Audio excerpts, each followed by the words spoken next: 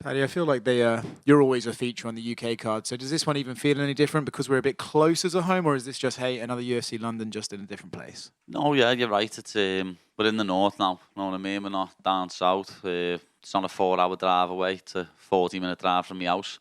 So yeah, we're back in the north, which is nice. And I can't wait to blow the roof off this new arena. Obviously you're fighting Bobby or King Green now. What are your thoughts on the name change? I know you said that you won't be calling him that, but do you think that just kind of speaks to how quirky a character he is in general? Or do you think it's a weird thing? What do you make of the whole thing itself? Oh, it shows what a dickhead he is. Know what I mean? Like, imagine being nearly 40 years of age and changing your name to King. It's embarrassing, lad. Know what I mean? Grow up, innit? Like, as I've said in other interviews, CTE is real. I feel like every time they put a test in front of you and you pass it, the fans kind of want to change how important that test was after the fact. Do you think that Bobby or King will prove to the fans that you're actually a legitimate lightweight and something that can climb the rankings because he is still active and he is still winning fights? No, no matter what. Until I get the belt, people are going to doubt me. People are going to say, this and that. Like, as I said, my last fight with Tony was a lose-lose. If I would have lost, it would have been, being beat by a washed-up Tony. I dominated the fight, but I only beat a washed-up Tony, and I couldn't even finish him. Know what I mean?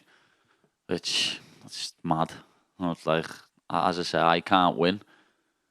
Obviously, I just get on with it, because I can't wait to prove people wrong here, though. I've always seen, you'll never be ranked. He's not good enough to be ranked. And when I win this fight on Saturday night, I'm going to be ranked.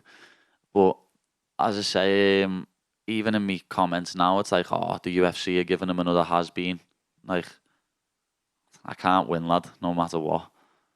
In an interview with Sky Sports, you said that a few weeks ago your coaches were talking about pulling you out of this fight because you weren't in the mental space to take the fight.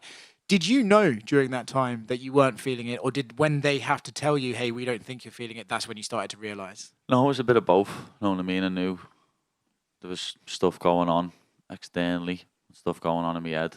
And obviously when Paul said it to me, I was upset. I was not happy with him. I was angry. But obviously he's my coach, lad, and he's like my second dad. And he's only looking out for my best interest. But since that moment, like, I've had one of the best camps I've ever had. A couple of weeks out, like, as I say, 4, 5, 6 weeks out, I was thinking, oh my God, this is the worst camp of my life, and I'm going into arguably my toughest fight. But then the last couple of weeks has just been like quality, and I'm looking forward to getting in the octagon again and beating this idiot up.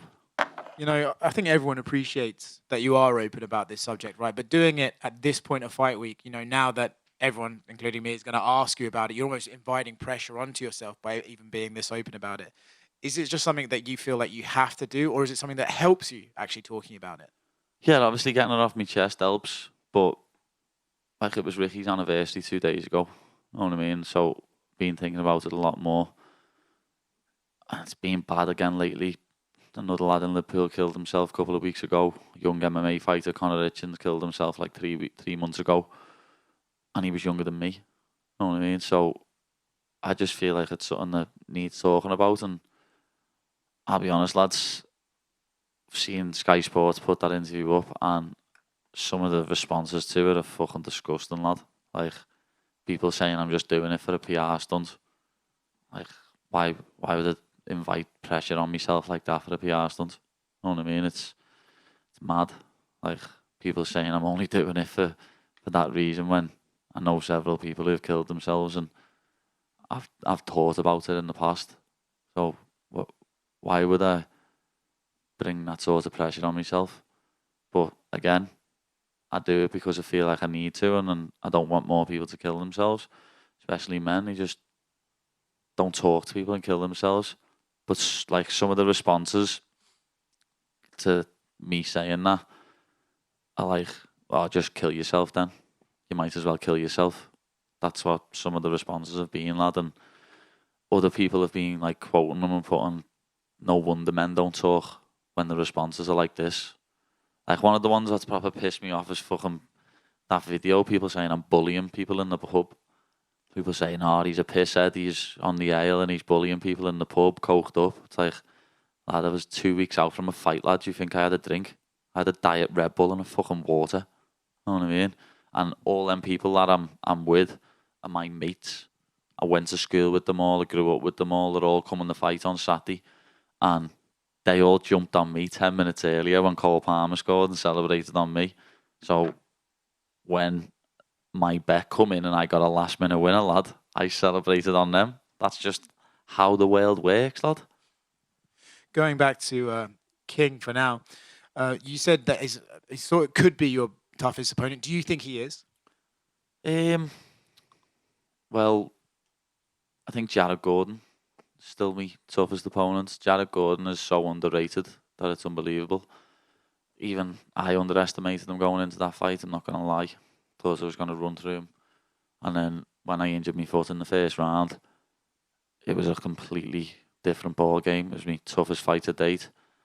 Everyone in here probably still thinks I lost that fight. You know what I mean? It was, when I've watched it back, it was a very, very, very close fight. But I still think I won when you watch it without commentary. I can understand why people think I lost when you watch it with commentary. But Jared was a very tough fight, and I think Jared was beating Bobby up until the point when he decided to be a ram and flying headbutt him. So, yeah, like Jared or Bobby are my toughest fight, definitely. You obviously had some beef with Jordan Levitt. We all remember the teabagging incident. Then at the press conference with Tony, you went back and forth to him. Where does Bobby or King rank on the beef list for you? Yeah, probably higher than them all, because 2.5 years ago, when I was sitting with my wife at a show, at a UFC event, he was videoing the back of my head, talking about me, when I probably didn't even know who he was at the time, know what I mean? And he was sitting there videoing the back of my head, talking about me. And then he's tried to come out and say, you mentioned me, Paddy. You talk about me. No. You was talking about me 2.5 years ago, lad. You know what I mean? So don't try and spin the narrative now when you've been wanking over fighting me for 2.5 years. Going off of that, I think your phrase was, let's see if he has the balls to grapple me.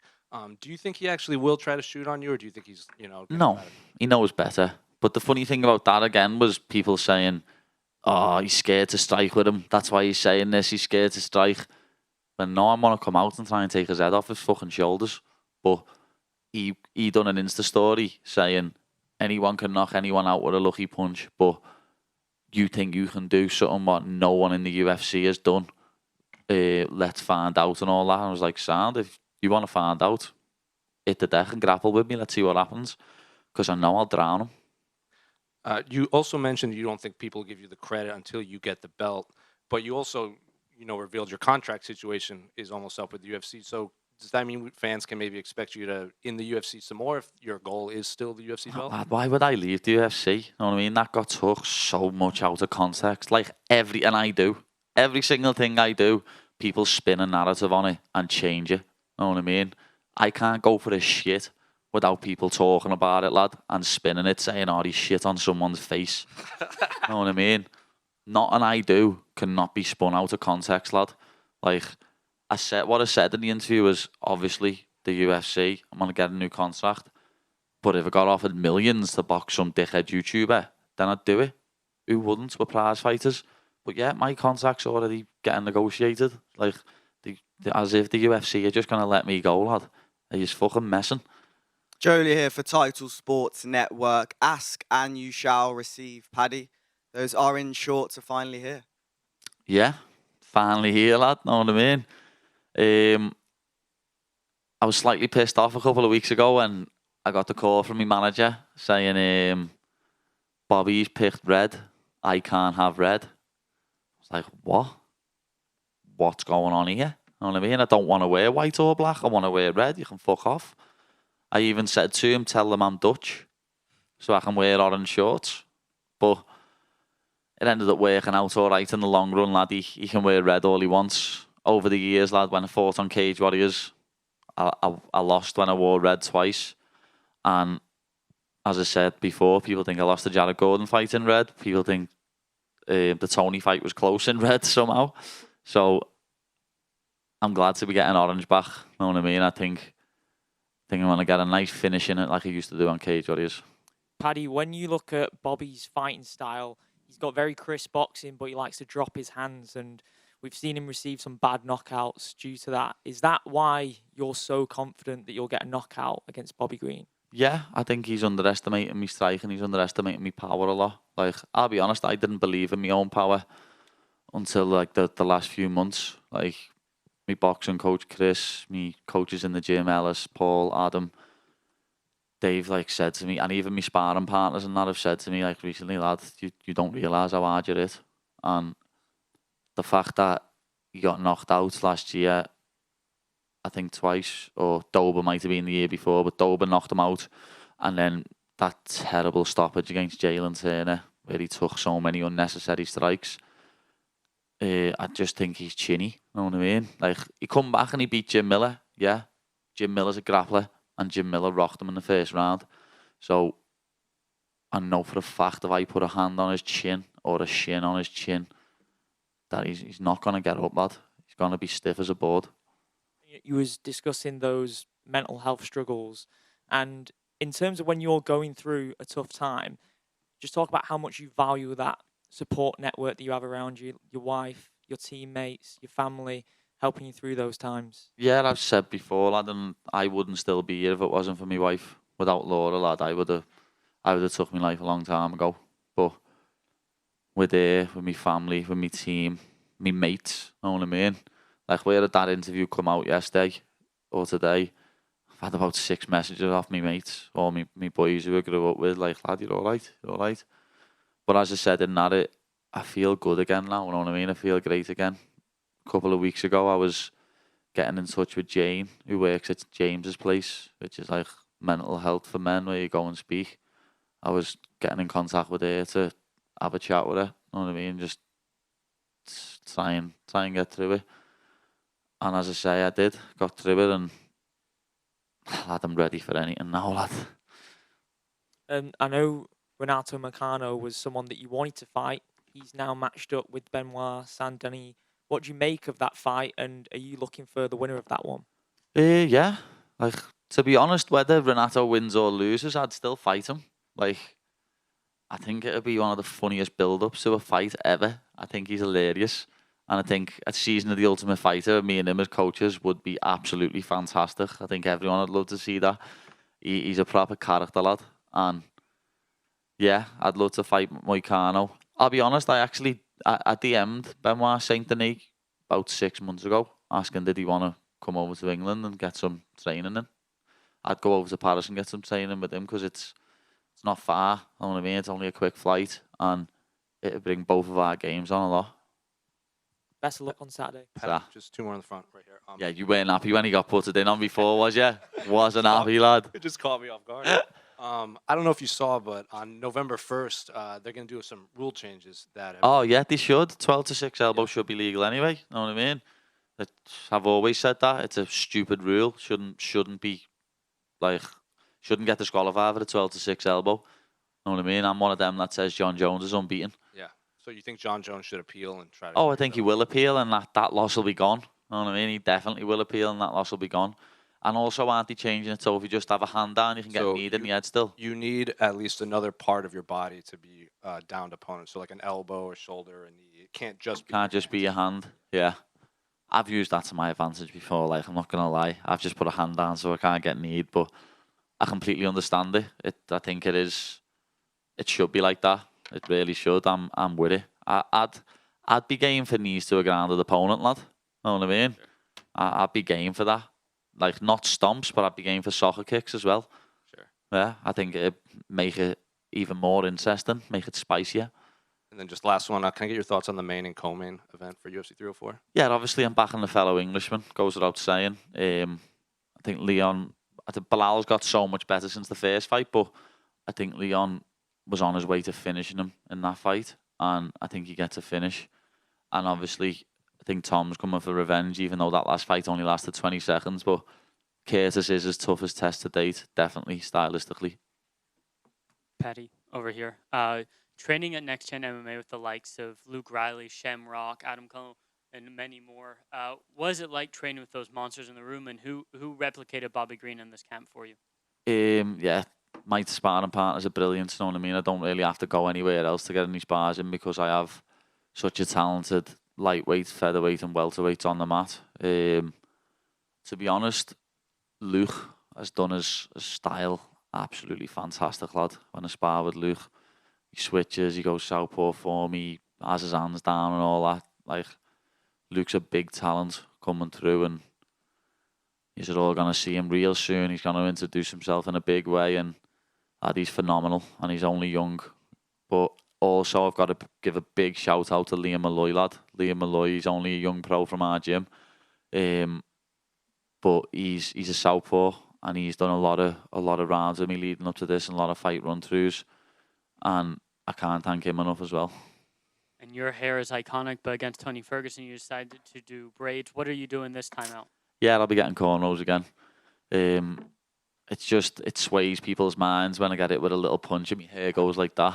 Know what I mean?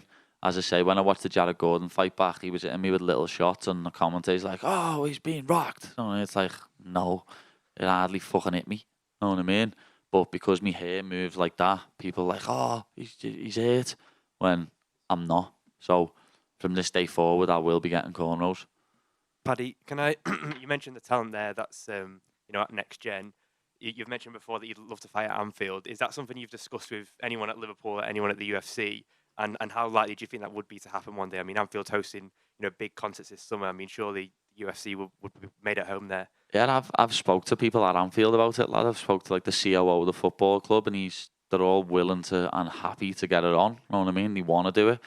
They've said it to me plenty of times, lad. I sit in the Legends Lounge in the Anfield when I go to the game, and like I've been in the boardroom and stuff like that, where the CEO of the club and that's it, and they want to do it. You know what I mean? So I'd love the UFC to get in contact with them and get it done. Would you wait for a title fight, or? No, we don't need to wait for the title fight, lad. I'll sell that out without a title. It goes without saying. And what's in Anfield now, like 60,000, and then seats on the floor, be about 70, 80,000, lad. And I'll just sell that out, I promise you now. Absolutely. And your first fight as a father, does that change anything, your mentality going into a fight? Obviously, you're not just doing it for yourself now, and you have, obviously, you've got kids at home to kind of build their future as well. I mean, does that change your mentality at all? Yeah, of course, a little bit it does, because it's not just me that I've got to care about now. I've got to put food on the table for my family, and that's what I'm coming to do. You know what I mean? I'm not going to let Bobby Green take food out my daughter's mouth. I need to win this fight to propel myself to the next level, and that's what I'm going to do. It's as simple as that. There's no way he's stopping me from feeding my family. Best of luck Saturday. Paddy, just down to you, right? In terms of what you said before, in terms of what you said before, you can't even go to the toilet without, a story being spun. How tiring is it being Paddy? It's annoying, like, you know what I mean? Literally, I can't move, lad, without people saying I'm doing it for a reason, or I've done this, or I've done that. Like, lad, remember when I knocked on that woman's house because my dog had a shit outside her house? Lad, people were saying that was staged. How can I stage my dog having a piss out of his arse, lad? You know what I mean? How can I stage that, lad? I can't. People just love to talk shit about me, lad. And as I said earlier, people love taking things out of context.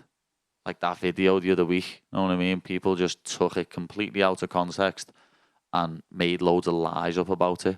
Where if all you've got to do is come and speak to me about it and fact check.